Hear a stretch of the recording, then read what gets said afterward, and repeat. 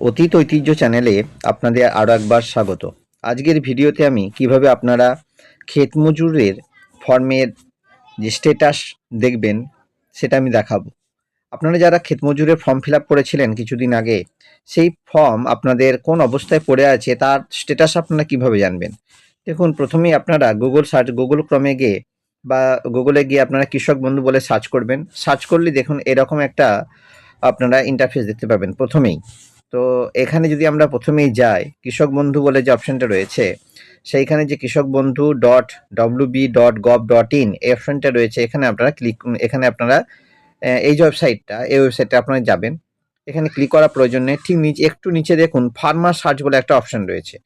এই যে farmer search, এই ফার্মার সার্চে আপনারা ক্লিক করবেন।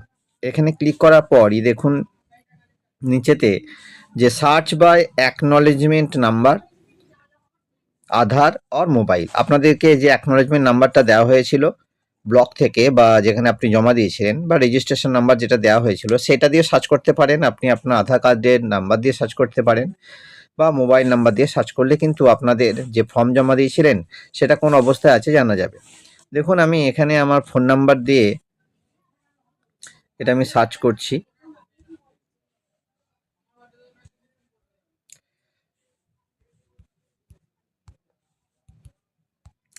এই যে আমি ফোন নাম্বার দিয়ে সার্চ করলাম, ফোন নাম্বার দিয়ে সার্চ করার পরেই দেখুন সঙ্গে সঙ্গে একটা স্ট্যাটাস এখানে চলে এলো। তো দেখুন কি দেখাচ্ছে, প্রথমেই হচ্ছে নেম অফ দ্য অ্যাপ্লিক্যান্ট, তারপর আপনি নিচে আছে আপনার নাম দেখাবে, মোবাইল নাম্বার, আপনার মোবাইল নাম্বারটা দেখাবে, আপনি কোন ডিস্ট্রিক্ট থেকে এটা বিলং করেন বা কোন ডিস্ট্রিক্টে আপনি জমা দিয়েছেন ফর্ম সেটা দেখাবে। নিচে দেখুন এখানে পূর্ব বর্ধমান দেখাচ্ছে, ব্লক হচ্ছে বর্ধমান 1, আর স্ট্যাটাসটা দেখুন কুইক রেজিস্ট্রেশন বলে স্ট্যাটাস রয়েছে। তো আপনাদের এরকম কুইক রেজিস্ট্রেশন বলে অপশন থাকবে, স্ট্যাটাস থাকবে। তারপরে এর আস্তে আস্তে গতি পাবে, ব্যাংক ভ্যালিডেশন হবে, আরো অনেক ব্যাপার আছে সেগুলো হবে। তারপর আপনাদের 2 কিস্তি টাকা আস্তে আস্তে দেওয়া হবে। তো এভাবে আপনারা স্ট্যাটাসটা দেখতে পারেন। ভালো থাকবেন, নেক্সট ভিডিওর জন্য ওয়েট করবেন।